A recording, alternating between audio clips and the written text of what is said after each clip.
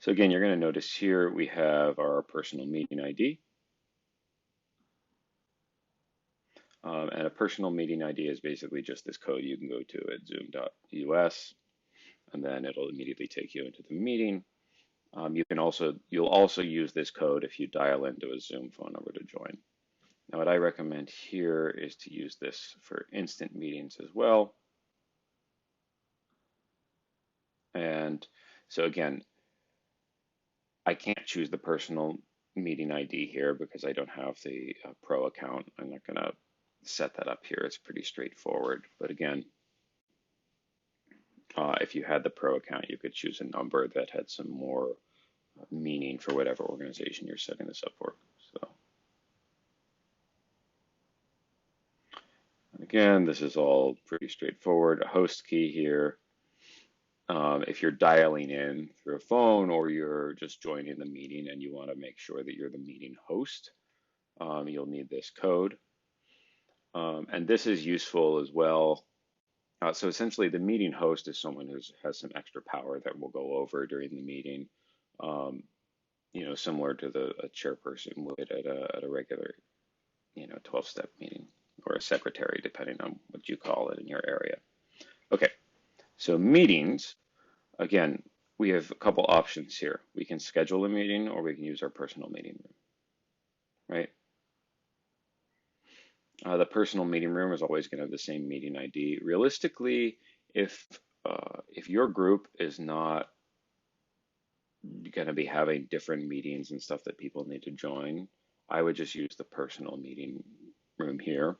If, for example, you're going to be sharing a Zoom account with another group, then you might want to use the scheduled meetings feature here, because then they'll have their own meeting IDs. Otherwise, just use your personal meeting room. I wouldn't turn on a meeting password unless you're really concerned about people joining who aren't invited. Most meetings are open, so, and again, what we can do here is let's edit this meeting. Let's edit our settings here.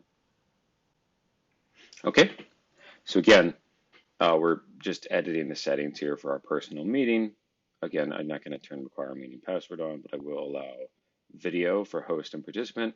Again, this is up to you, how your meeting wants to do things. You can turn video off, so it's just audio.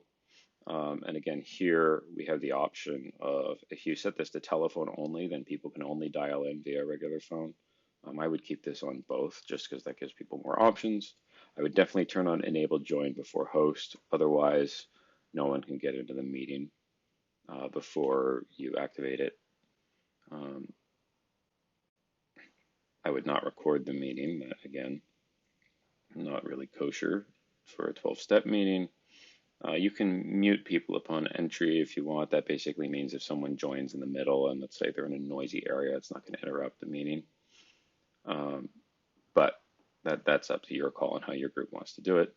I don't know what enable waiting room is, but we didn't bother with that when I set up a meeting with this recently. Okay, so we'll save that. And other stuff around here, you've got your, account settings. You can configure this, whether you want to start with video on, whether you want participants to join with their video on. I would, again, not worry too much about a lot of these. So Zoom does allow recordings, but again, that's for business, and for a 12-step meeting, we're not going to touch any of this. I will go over some of the interface for being in a meeting, so you don't turn that on by accident, but it's pretty obvious whether or not you were going to be turning that on. Recording. Yes. Okay, so yeah, here we go. What you're going to want to do here is you're going to want to go into settings and you're going to want to disable recording. So there we go. And that's important again because you don't want people in the meeting going onto the Zoom app and saying, "Oh, what does this do?" Okay. So again, we went over settings to enable and disable, turn off recording, allow people to join before the host, choose a meeting ID. Okay. So in order to allow other people to, your secretary or your chairperson, whatever you call it, to start a meeting, I would just give them the login for your Zoom account.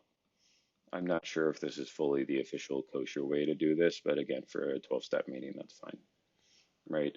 If you were an enterprise or a business, you could have multiple users here and stuff like that.